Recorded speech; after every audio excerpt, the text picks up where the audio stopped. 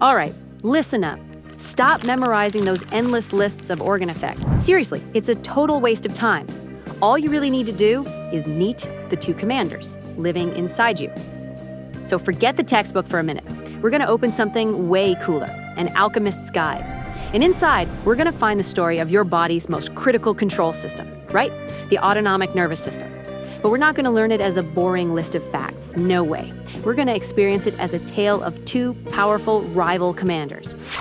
Okay, so I want you to imagine something. Picture your body as this huge, sprawling metropolis that literally never sleeps. Now, to keep a city like that running, you need constant leadership, right?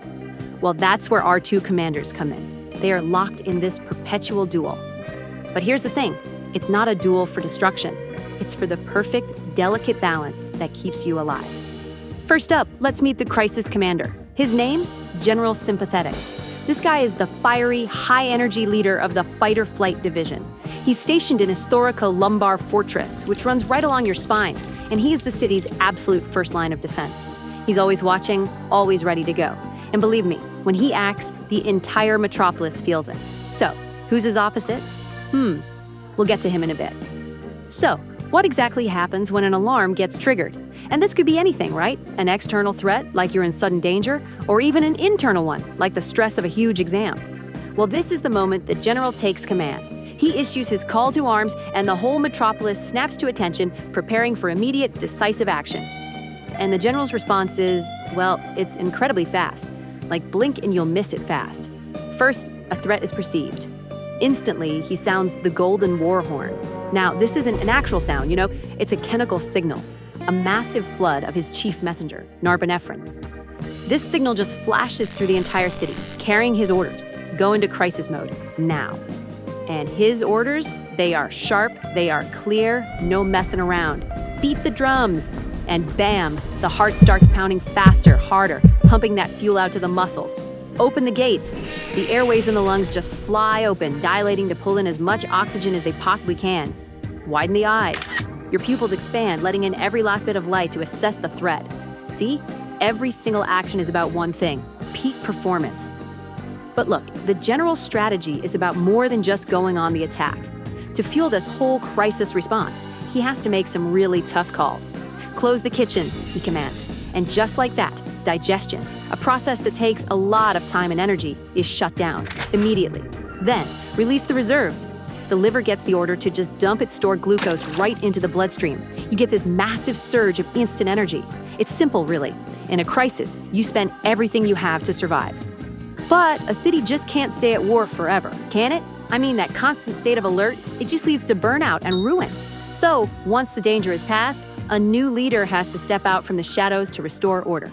And that frantic, chaotic energy of battle, it starts to give way to the calm, steady work of rebuilding and recovery. And here he is. It's time to meet Sage Parasympathetic.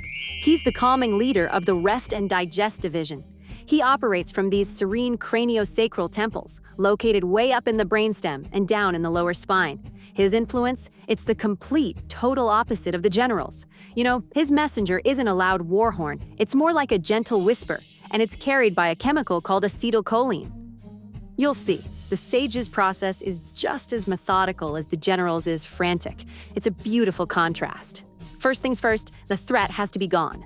Then he begins to pour the waters of peace, which is our story's way of saying he's releasing acetylcholine all throughout the metropolis.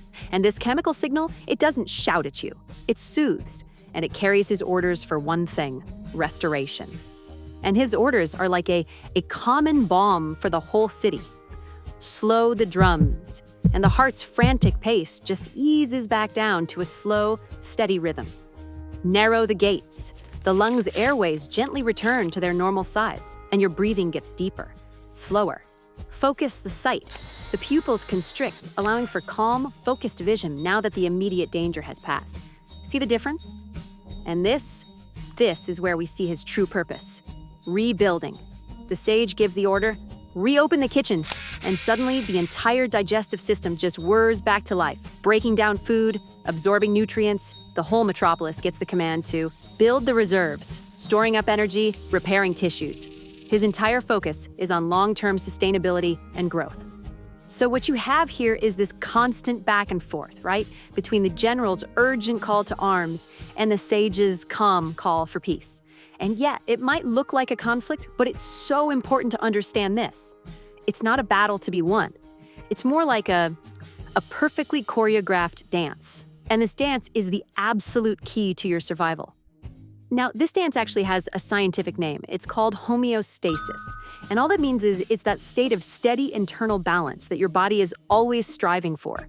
It's not a static thing, though. Think of it as a dynamic equilibrium, and it's maintained by the constant opposing messages from our two commanders. They might be rivals, for sure, but they're ultimately working together for the good of the Metropolis. So, if you're going to take one thing away, let it be this.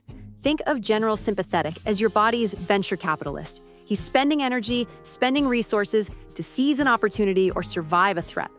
Sage Parasympathetic, on the other hand, he's your wealth manager.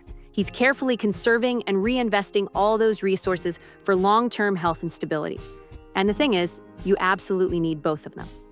Okay, so why does this whole story actually matter for you, the future clinician or pharmacist? Well, it's because you are the modern-day alchemist. You're going to be given the tools that can directly influence these two commanders. You'll be able to tip the balance to help restore order in the Metropolis when things go wrong.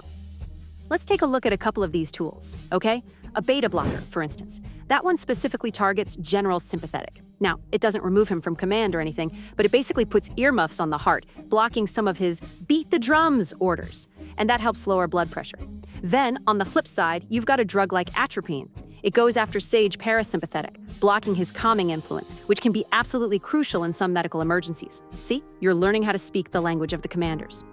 So from now on, the next time your heart is pounding before a big test, or you feel that deep, wonderful calm after a great meal, you'll know exactly who is issuing the orders.